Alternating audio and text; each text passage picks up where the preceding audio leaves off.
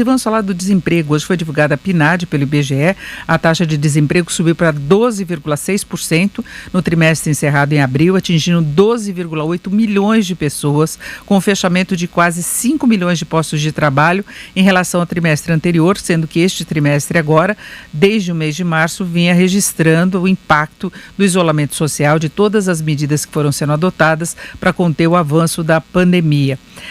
E ontem nós já tivemos também a divulgação dos dados do CAGED, apontando que março e abril registraram a perda de empregos apenas com carteira assinada de 1.100.000 vagas. E nós vamos falar sobre isso agora com o José Márcio Camargo, que é economista-chefe do Grupo Banco Plural. José Márcio, boa tarde.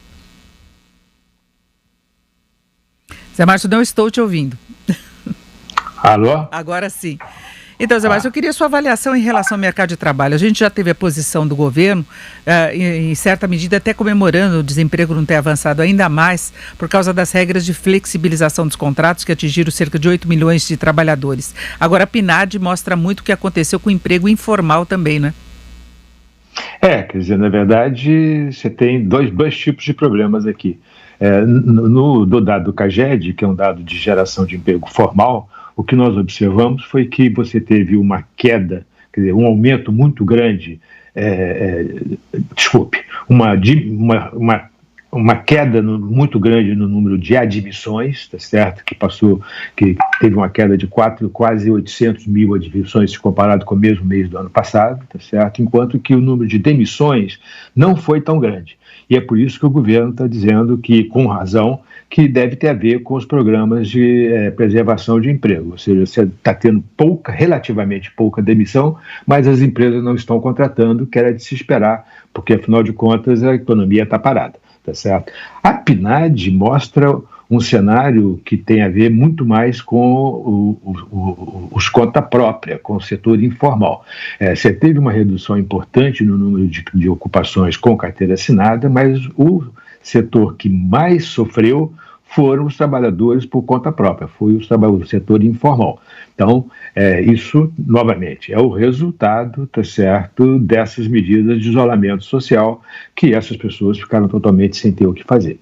E a taxa de desemprego aumentou relativamente pouco, tá certo? Foi para 12,6%, mas a razão não é exatamente muito boa, não. Quer dizer, a razão pela qual a taxa de desemprego teve um aumento relativamente pequeno foi que as pessoas pararam de procurar emprego exatamente porque não podem sair de casa por causa do isolamento social. Ou seja, o isolamento social, ele afetou todos os dados do mercado de trabalho negativamente, como a gente estava esperando mesmo.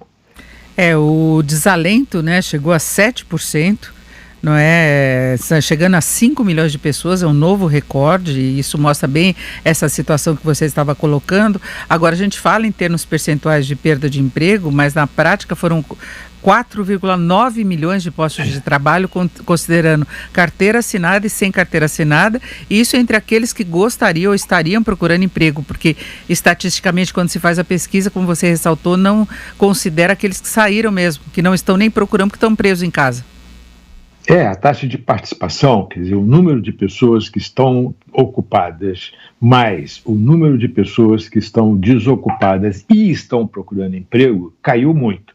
Caiu porque o número de pessoas que estão ocupadas caiu, mas caiu também porque o número de pessoas que estão desocupadas, apesar de ter aumentado, uma grande parte dessas pessoas que estão desocupadas não estão procurando emprego e, consequentemente, estão fora da população economicamente ativa, tá certo? Então, isso não entra na taxa de desemprego. Ou seja, a minha avaliação é que nos próximos meses nós vamos ter um aumento mais importante, mais forte na taxa de desemprego, porque à medida que o isolamento social for sendo flexibilizado, mais pessoas vão tentar voltar para o mercado de trabalho e, consequentemente, você vai ter gente que não vai conseguir ocupação e que vai estar procurando emprego. Agora fica a preocupação, que a gente tem a projeção de uma queda muito forte do PIB brasileiro este ano, queda de atividade, mesmo com a flexibilização do isolamento, não vai funcionar 100%, vai ter restrição, consumidor mais cauteloso e essa garantia, essa estabilidade de emprego que veio da flexibilização, ela assegura os empregos até o semestre, o começo do próximo semestre. Você vê condições de uma reação maior da economia que comece a absorver mais os trabalhadores? Não, quer dizer, eu acho o seguinte, eu acho que no começo a volta vai ser lenta mesmo. Quer dizer, as pessoas vão estar com cautela, vão sair pouco de casa. No primeiro momento, as pessoas vão sair muito de casa porque as pessoas estão cansadas de ficar em casa, né? Quer dizer, já está começando a acontecer isso, independente da flexibilização.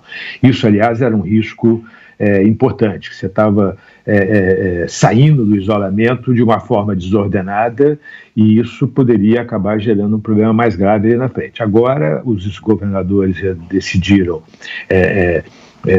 programar a saída, eu acho que corretamente, apesar de você não estar num momento muito bom da pandemia, mas corretamente porque estava se tornando impossível manter o isolamento social, quer dizer, manter as pessoas dentro de casa. Então, é melhor sair ordenadamente, de forma planejada, com protocolos e etc.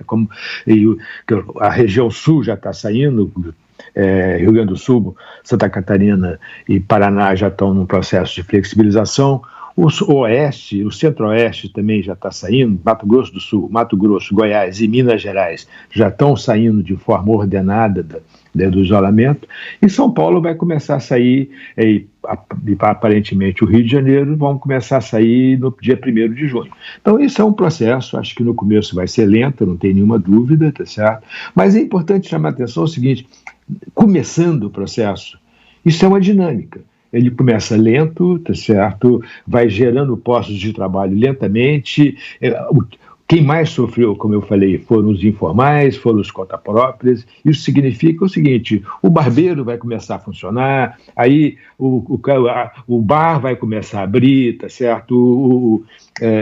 O vendedor de chapéu na praia vai começar a vender chapéu de novo. Isso vai devagarzinho, que é um processo. Quer dizer, acho que é lento, mas é fundamental.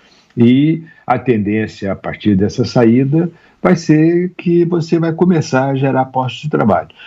A minha avaliação é que, se tudo correr bem, se não tiver um retrocesso na questão da pandemia, tá certo? Se não tiver outra onda de contaminações, lá para o final do ano a gente vai começar a gerar postos de trabalho com carteira assinada positivos, talvez em novembro, dezembro, por aí.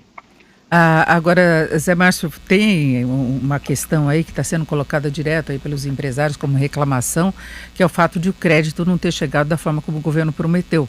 Há pouco eu falava com o presidente da Associação Comercial aqui de São Paulo, ele tem a mesma posição que você, que não dava mais para segurar o isolamento, porque o empresário não tem mais fôlego, né? Então, as empresas quebram mesmo, fecham, muitas devem ter ficado no meio do caminho, agora na reabertura que nós vamos poder checar com maior precisão, não é? Agora continua em aberto essa situação, inclusive o contrato de flexibilização previa, né, que as empresas teriam esse suporte financeiro e do crédito, mesmo que tenha havido uma expansão, não foi suficiente.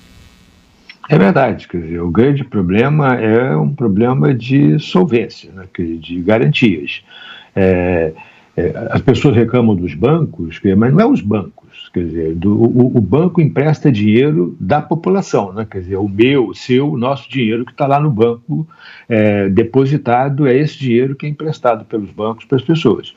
Então, é importante que os bancos tenham cuidado para emprestar para aquelas empresas, para aquelas pessoas que eles acreditam que vão pagar de volta.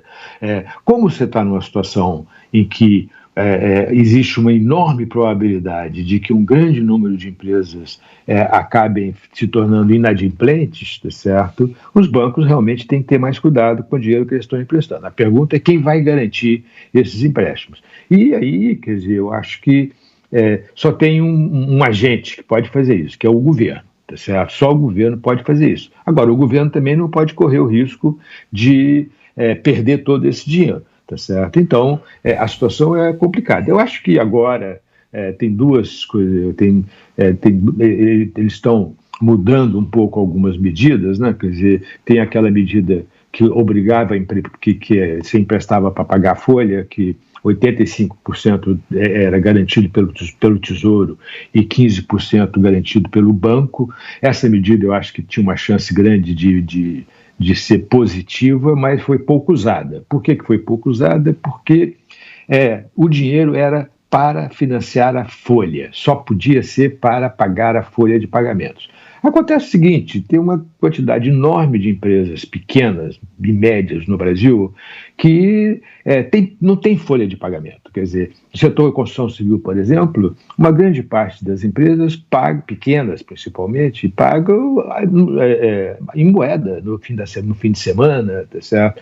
Então, essas empresas não tiveram acesso a esse dinheiro porque elas não têm uma folha de pagamento para pagar pelo banco, tá?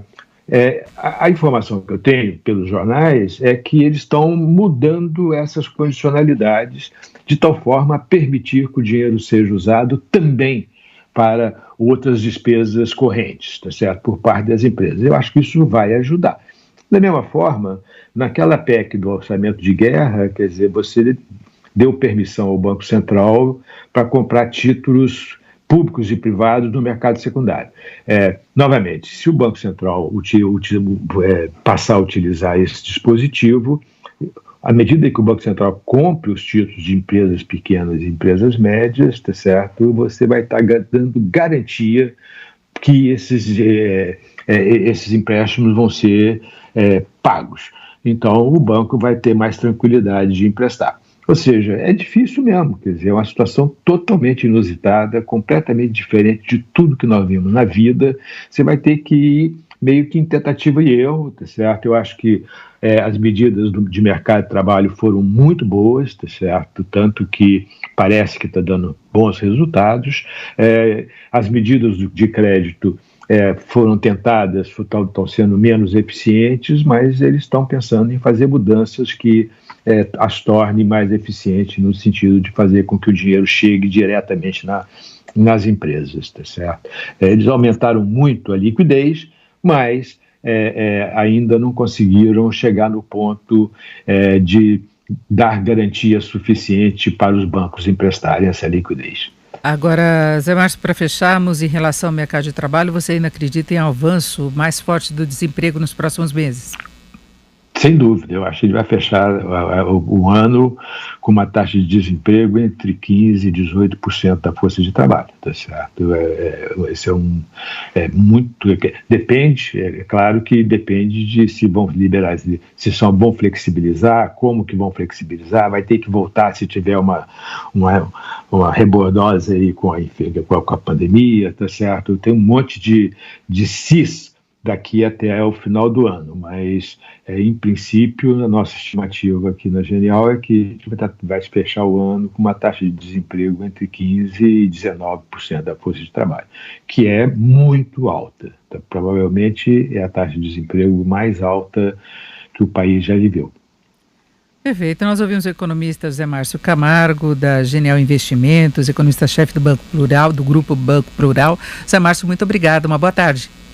Obrigado a você, Denise. Boa tarde.